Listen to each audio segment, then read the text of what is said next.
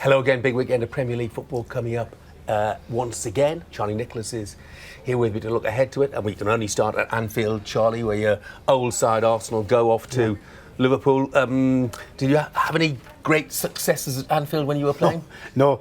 In my day, Jeff, it was called Chase the Tango. That was a match ball in the day. We used to chase that tango quite regular with Hansen and Lawrenson at the back, the Gleeson Rush up front. So, I don't remember too many good memories about Anfield.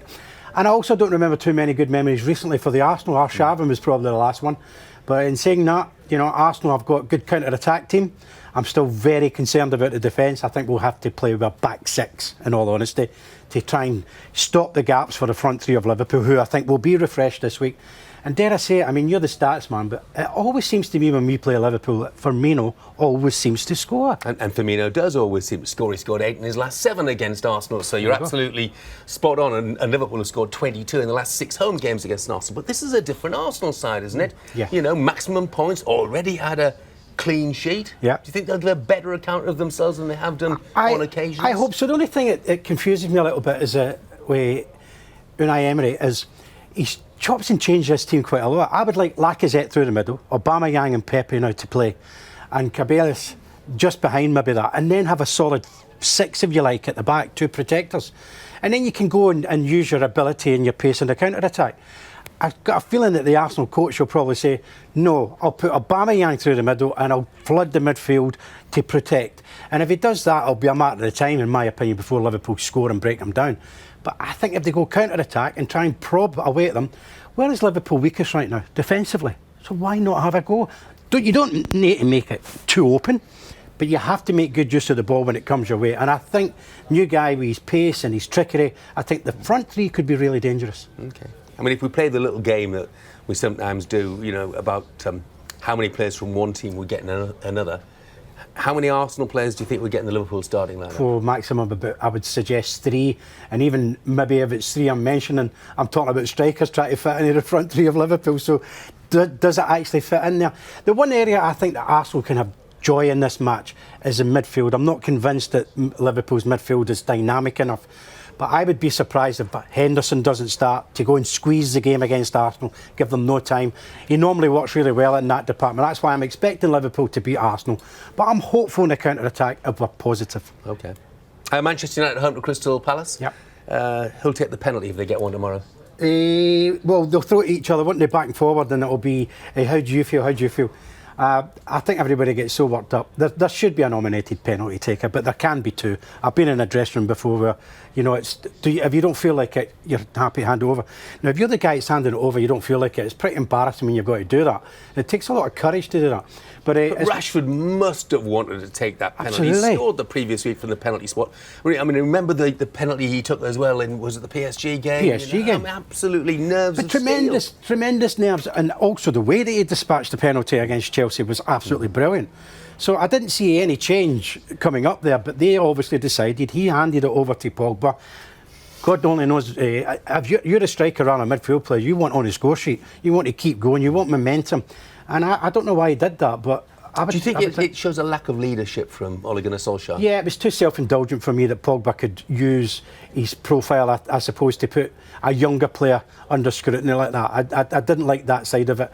I know that Gary Neville got kind of caught up in a little bit too much of it, but I can understand where he's coming from. But Rashford should take it. It's actually my match tomorrow. Looking forward to that. But I feel Man United will be comfortable. Won't probably require penalties. OK. Let's look at the early game as well, Charlie. Norwich against Chelsea. This is really interesting, particularly after Timo Pukki's hat-trick last week. Were you convinced he would score goals at this level? Well, you asked me that last week, and then obviously I did the Norwich match.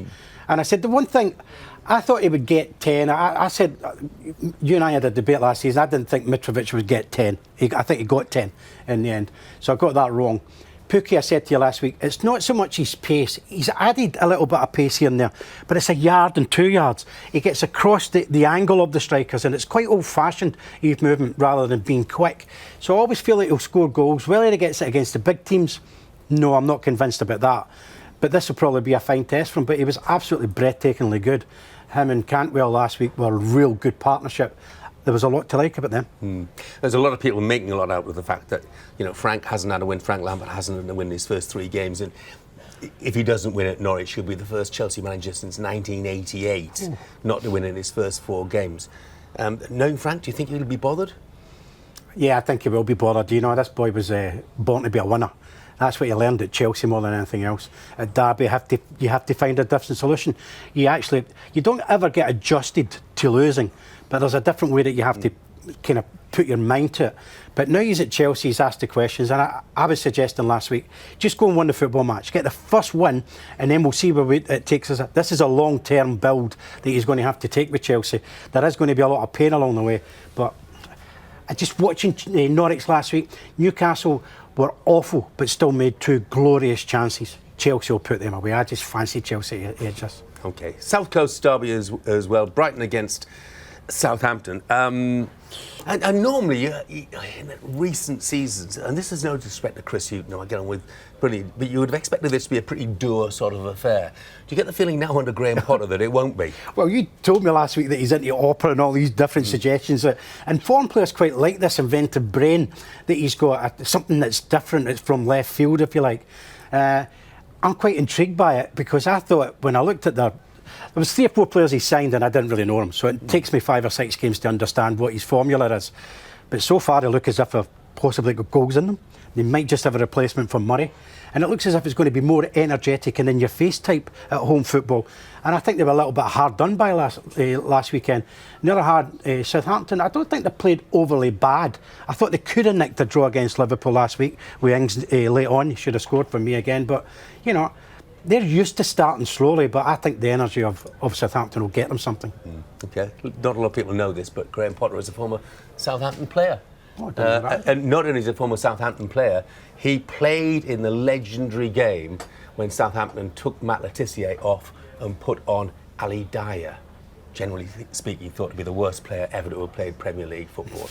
Potter will be hoping that if Southampton need to make a substitution tomorrow, it'll be a similar sort of one. Charlie, great to see you on Saturday at midday.